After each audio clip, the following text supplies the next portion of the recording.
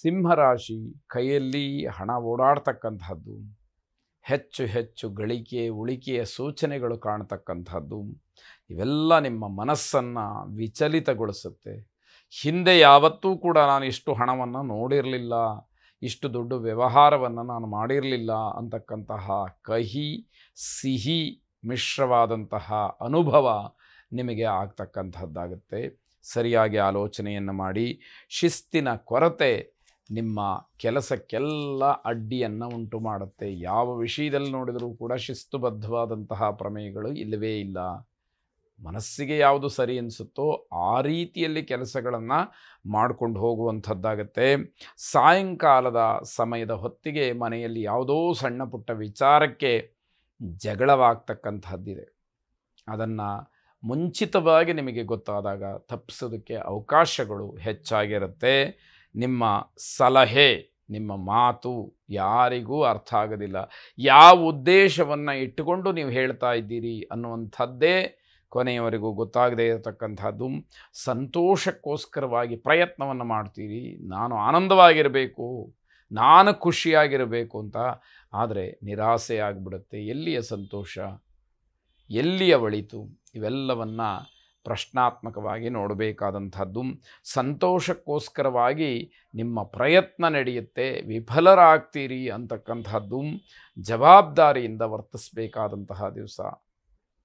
ಹುಡುಗಾಟಿಕೆಯನ್ನು ಮಾಡಿದರೆ ತೊಂದರೆಗೆ ಕಾರಣವಾಗುತ್ತೆ ಅಂತಕ್ಕಂಥದ್ದು. ಸೂರ್ಯನಾರಾಯಣನನ್ನು ವಿಶೇಷವಾಗಿ ಪ್ರಾರ್ಥನೆ ಮಾಡಿ. ಶುಭವಾಗಿ. ಕನ್ಯಾ ರಾಶಿ, ನಿಮ್ಮ ವ್ಯವಹಾರದಲ್ಲಿ ನಿಮ್ಮ ನಿರೀಕ್ಷೆಗೂ ಮೀರಿದಂತಹ ಲಾಭವನ್ನು ನೀವು ನೋಡ್ತೀರಿ. ಅದಕ್ಕೆ ಈ ದಿವಸ ವಿಶೇಷವಾದಂತಹ ಅವಕಾಶ ಆಗಿ ಬರುತ್ತೆ. ಹೊಸ ವ್ಯಾಪಾರದ ಆಸೆಯನ್ನು ಇಟ್ಟುಕೊಂಡು ನೀವೇನಾದರೂ ಪ್ರಯತ್ನವನ್ನು ಮಾಡಿದರೆ ನಿಮ್ಮ ವ್ಯಾಪಾರ ವ್ಯವಹಾರಾದಿಗಳು ಅಭಿವೃದ್ಧಿಯನ್ನು ಹೊಂದತಕ್ಕಂಥದ್ದಾಗತ್ತೆ. ಕೆಲವು ಕೆಲಸದ ಒತ್ತಡದಿಂದ ಸಂಸಾರದ ಬಗ್ಗೆ ನಿರ್ಲಕ್ಷ್ಯವನ್ನು ಮಾಡಬಹುದು. ಆದರೆ ಸಮಾಧಾನ ಮಾಡ್ತಕ್ಕಂತಹ ಮನಸ್ಥಿತಿ ಚೆನ್ನಾಗಿರಬೇಕು ಅಂತ ಅರ್ಥ. ಆದಾಯ ಹೆಚ್ಚಾಗತ್ತೆ. ಅತಿಯಾಸೆ ಅಲ್ಲಿ ಗರಿಗೆದರತಕ್ಕಂಥದ್ದಾಗತ್ತೆ. ಅತಿ ಆಸೆಯಿಂದ ನಿಮಗೆ ಕೆಲವು ತೊಂದರೆಗಳು ತಾಪತ್ರಯಗಳು ಕೂಡ ಸಂಭವಿಸಬಹುದು ಅಂತ ಅರ್ಥ. ಜವಾಬ್ದಾರಿಯನ್ನು ಉತ್ತಮವಾಗಿ ನಿಭಾಯಿಸಬೇಕಾಗುತ್ತೆ. ನಿಮಗೆ ಯಾವ ಜವಾಬ್ದಾರಿಯನ್ನು ಕೊಟ್ಟಿದ್ದಾರೋ ಅಂತಹ ಪರಿಪೂರ್ಣವಾದಂತಹ ಕೆಲಸದ ಬಗ್ಗೆ ನಿಮಗೆ ಗಮನ ಇರಬೇಕಾದಂತಹದ್ದು. ಯೋಚನೆಯನ್ನು ಮಾಡಿ ನಿರ್ಧಾರಾದಿಗಳನ್ನು ಮಾಡಿ. ಎಲ್ಲ ನಿರ್ಧಾರಗಳು ಕೂಡ ಕಾರ್ಯರೂಪಕ್ಕೆ ಬರುತ್ತೆ ಅನ್ನುವಂತಹ ಭ್ರಮೆ ಬೇಡ. ನನ್ನ ಪ್ರಯತ್ನ ಪ್ರಾಮಾಣಿಕವಾಗಿ ನಡೆದಿದೆ, ಫಲಾಫಲ ಭಗವಂತನಿಗೆ ಬಿಟ್ಟಿದ್ದು ಅನ್ನುವಂತಹ ತತ್ವ ಸಿದ್ಧಾಂತದ ಅಡಿಯಲ್ಲಿ ಇರಬೇಕಾದಂಥದ್ದಾಗತ್ತೆ. ಯೋಚಿಸಿ ನಿರ್ಧಾರಗಳನ್ನು ಮಾಡಬೇಕಾದಂಥದ್ದು. ಯಾವ ವಿಷಯವನ್ನು ಎಷ್ಟರ ಮಟ್ಟಿಗೆ ಯೋಚಿಸಿ ಹೇಗೆ ಕಾರ್ಯರೂಪಕ್ಕೆ ತರಬೇಕು ಅನ್ನುವಂಥದ್ದು ನಿಮಗೆ ಗೊತ್ತಿರಬೇಕು. ಅಯ್ಯಪ್ಪ ಸ್ವಾಮಿಯನ್ನು ಪ್ರಾರ್ಥನೆ ಮಾಡಿ. ಶುಭವಾಗಿ. ತುಲಾರಾಶಿ, ಅತಿಯಾದಂತಹ ನಂಬಿಕೆ, ಅತಿಯಾದಂತಹ ಮನೋಬಲ ಸಾಮರ್ಥ್ಯ ನನ್ನಲ್ಲಿದೆ ಅನ್ನುವಂತಹ ಭ್ರಮೆಯಿಂದ ಹಿನ್ನಡೆಯಾಗ್ತಕ್ಕಂಥದ್ದಾಗತ್ತೆ. ಕುಟುಂಬದವರ ಸಹಕಾರ ಪರಿಪೂರ್ಣವಾಗಿ ಸಿಕ್ಕೋದಿಲ್ಲ. ಅಲ್ಲಿ ನ್ಯೂನ್ಯತೆ ಅಂತಕ್ಕಂಥದ್ದು ಎದ್ದು ಕಾಣುತ್ತೆ. ತಾತ್ವಿಕ ವಿಚಾರದಲ್ಲಿ ಆಸಕ್ತಿ ಬರುತ್ತೆ. ಚರ್ಚೆಯನ್ನು ಮಾಡ್ತೀರಿ. ಹಲವಾರು ವಿಚಾರಗಳನ್ನು ಮಂಥನ ಮಾಡಿ ಸರಿಯಾದಂತಹ ಅಂಶಗಳನ್ನು ನೀವು ಸ್ವೀಕಾರ ಮಾಡ್ತಕ್ಕಂಥದ್ದು, ಅಳವಡಿಸ್ಕೊಳ್ತಕ್ಕಂಥದ್ದು ಆಗಬಹುದು.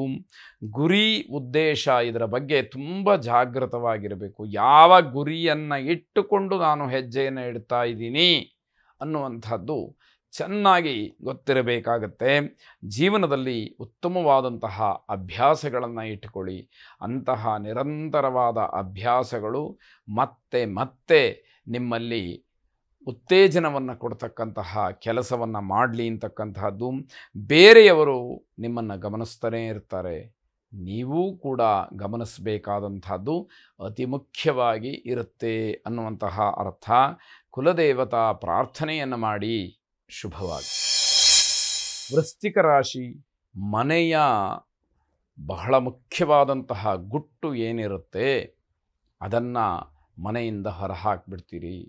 ಯಾವುದೋ ಸಂದರ್ಭದಲ್ಲಿ ಮಾತಿನ ಭರದಲ್ಲಿ ಮಾತಾಡುವಾಗ ಗೌಪ್ಯವಾಗಿ ಇಟ್ಕೊಳ್ಬೇಕಾದಂತಹ ವಿಷಯ ಬಹಿರಂಗವಾಗ್ತಕ್ಕಂಥದ್ದು ಆಗಿಬಿಡುತ್ತೆ. ವ್ಯಾಪಾರ ಸಂಬಂಧವಾಗಿ ಚರ್ಚೆಯನ್ನು ನಡೆಸಬಹುದು. ಸಾಯಂಕಾಲದ ಹೊತ್ತಿಗೆ ಶುಭ ಸಮಾಚಾರವನ್ನು ಕೇಳಿ ಮನಸ್ಸಿಗೆ ನೆಮ್ಮದಿ ಸಿಕ್ಕುವಂಥದ್ದಾಗತ್ತೆ. ಸಾಲದ ಅವಶ್ಯಕತೆ ನಿಮಗಿರುತ್ತೆ, ಅನುಕೂಲವೂ ಕೂಡ ಆಗುವಂಥದ್ದು. ಸಾಲವನ್ನು ಪಡ್ಕೊಂಡು ಸದ್ವಿನಿಯೋಗವನ್ನು ಮಾಡಿಕೊಳ್ತಕ್ಕಂಥದ್ದಾಗಲಿ. ಕೋಪದಿಂದ ಸಂಬಂಧಗಳು ಕಡಿದು ಹೋಗ್ತಕ್ಕಂತಹ ಸಾಧ್ಯತೆ ಇದೆ. ಮಾತಿನ ಕೈಗೆ ಬುದ್ಧಿಯನ್ನು ಕೊಟ್ಟರೆ, ಸಿಟ್ಟಿನ ಕೈಗೆ ಬುದ್ಧಿಯನ್ನು ಕೊಟ್ಟರೆ ಅನರ್ಥಗಳು, ಅನರ್ಥವಾದಂತಹ ಮಾತುಗಳು ಅಲ್ಲಿ ಹೊರಬರತಕ್ಕಂಥದ್ದೇ ಆಗತ್ತೆ. ಇದರಿಂದ ನಿಮಗೆ ನಷ್ಟವಾಗುವಂಥದ್ದು.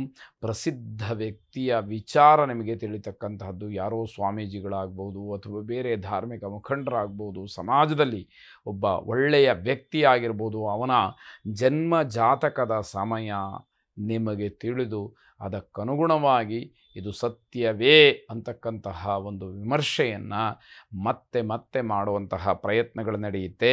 ಚಂಡಿಕಾ ಪರಮೇಶ್ವರಿಯನ್ನು ವಿಶೇಷವಾಗಿ ಪ್ರಾರ್ಥನೆ ಮಾಡಿ. ಶುಭವಾಗಿ.